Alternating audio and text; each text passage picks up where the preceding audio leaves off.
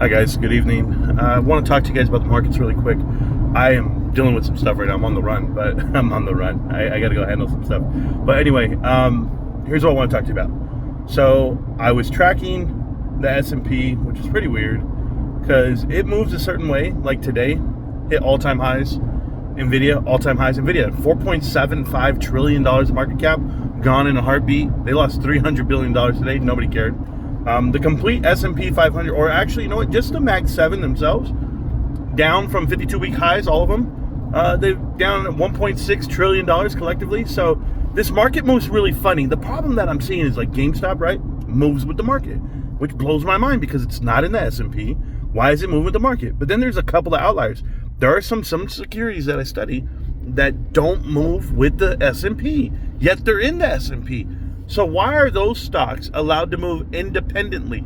Like, I'll give you the case in point. Costco, 1075 on the high earlier this year, 90 time lately, yet hitting lows of the year while the market's hitting all-time highs. So it doesn't look like they're being pumped any longer versus what the rest of the market is doing, yet GameStop's still moving with the market. Does that make sense? And they're not in the market. That's the part that's killing me. So if Costco's allowed to move on its own independently, going down, Nvidia, market, everybody going up and to the right, GameStop going sideways. So when you have a downturn on the whole market like you did today, GameStop went back to its pricing of last month. Not a problem, 22, 23 bucks.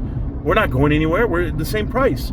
So are we losing ground? No, we're actually gaining ground to the rest of the market. The rest of the market's retracting back to their August prices, but there's still more to lose.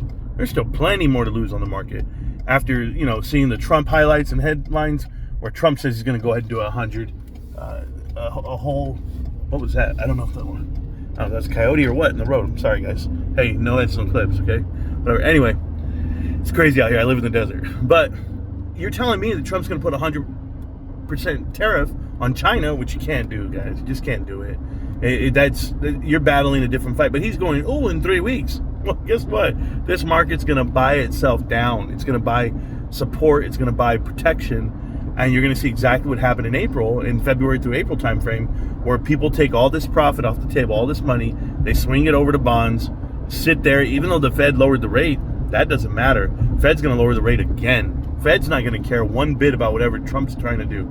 No. So I think this is the start of a bad time to not be in something that you love. But for me, GameStop's just untouchable.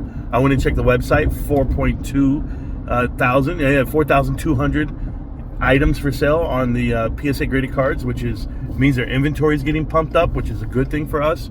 We know that the inventory was down to 2,000 cards at one point just a couple of months ago.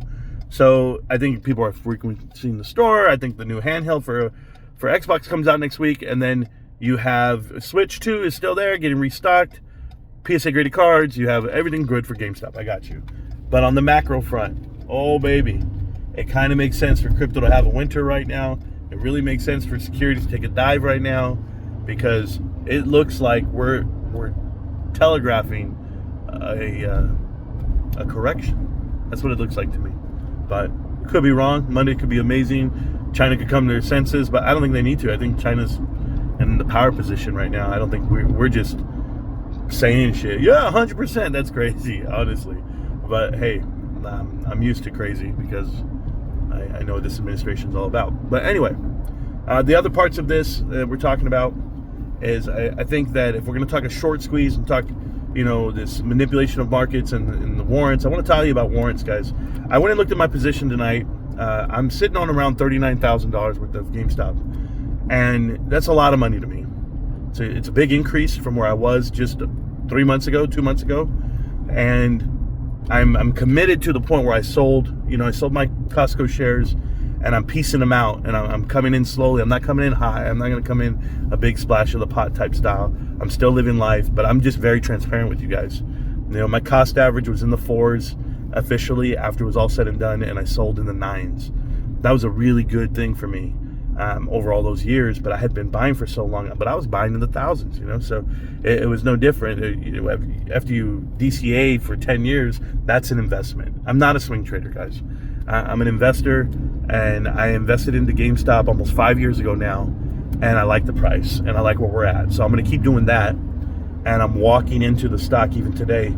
Doesn't matter what you might see big chunks here and there. Those are small relative to the big scheme of it all. I'm trying to get somewhere, and I'm trying to get there in one piece. And so when I see the stock dip down like I did today, yeah, buy 40 something shares in the after hours.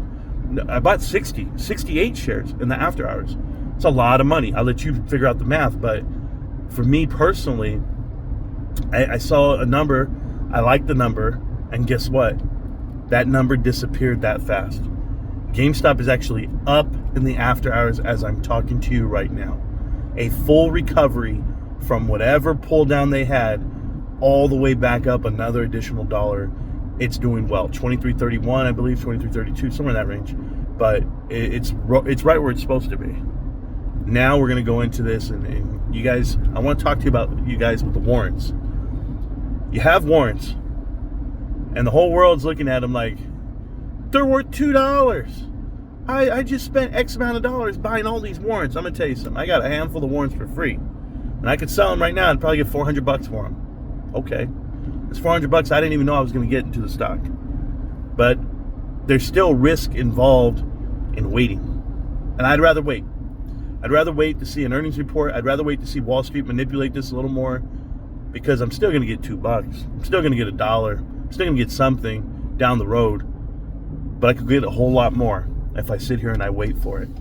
So I want to see what this earnings report does. Every earnings report, I know GameStop's going to be up 130, 150, 170 million dollars. The only thing that could stop it would be Bitcoin going backwards, but it's okay. We're okay.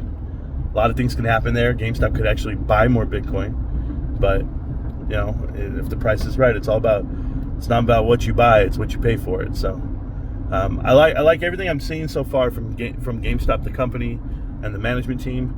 But the market itself, just so that we're aware, you guys be patient with yourselves. I'm patient with myself. I know what I have.